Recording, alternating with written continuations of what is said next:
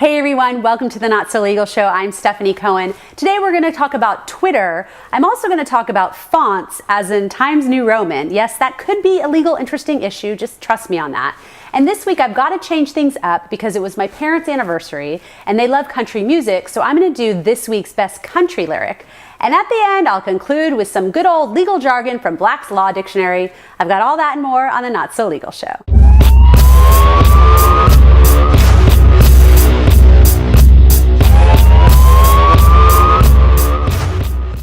Hey everyone, welcome to the Not So Legal Show. I'm Stephanie Cohen. I remember the time when people asked what Twitter was and no one even was really using it. Well, now everybody uses it and it's finding its way into the law. Over the time period of when Occupy Wall Street happened, there were hundreds charged with disrupting traffic and just disrupting everything. And one of the guys that was charged, Malcolm Harris, his Twitter account is sort of the subject of a lawsuit where New York City is essentially asking him to turn over the account. Now, Malcolm has literally zero standing on this because they're saying he doesn't own the account. So of course, the state went to Twitter to say that they should turn over the account. Twitter contends that they shouldn't have to turn over the account because it's disrupting the balance between Twitter users and law enforcement. Also, the judge that made this ruling that basically said that Twitter does have to turn over this account was asked to change courthouses because apparently he's been friending lawyers on Facebook. It's interesting to note how much social media is making its way into all of our lives, including the law, so we'll have to keep our eye out on that one. Fonts. Now, you probably don't spend too much time thinking about fonts or even wondering about them. However, this case caught my eye and I had to talk about it because I often find myself doing projects and going through Microsoft Word and picking different fonts and seeing which one looks the best. However, there's a lawyer who actually has made his living off of sort of protecting people and their fonts. Now, you can't copyright a font, but you can copyright the software.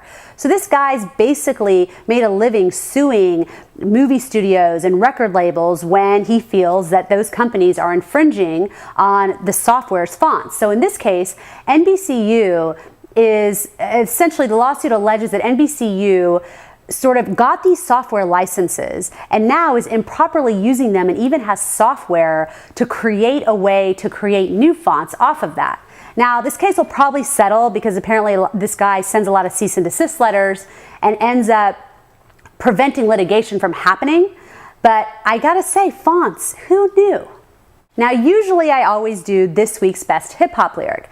However, my parents have been married for 41 years. That is a very long time. So I made them this video to celebrate their anniversary, and in honor of that, because I use country music songs, I thought I should quote this week's best country lyric. Now, this comes from John Michael Montgomery, and the lyric is, which country lyrics are a little bit longer, so I have to read it. Life's a dance, you learn as you go. Sometimes you lead, sometimes you follow. Don't worry about what you don't know. I just love that because it reminds me of my parents, 41 years.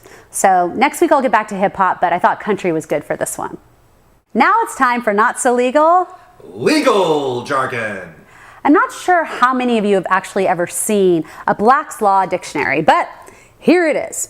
Now, I thought I would just, from time to time, break out the old Black's Law Dictionary and pick out a few words that I think are kind of interesting. And also, sometimes viewers do write in and ask me about stuff. So I thought, why not just use this time to answer those questions?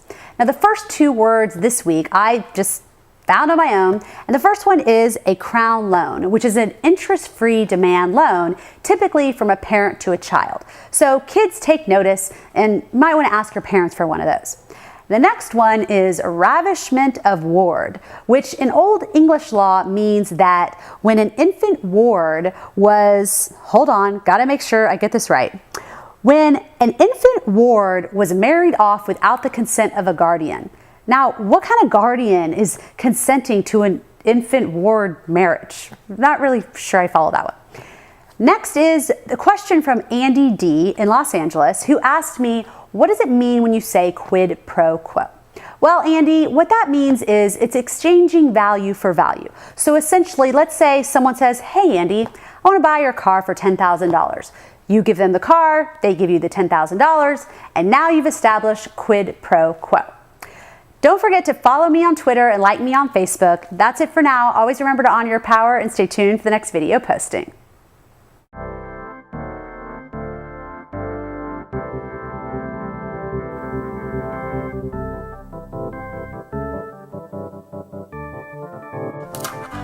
I got excited.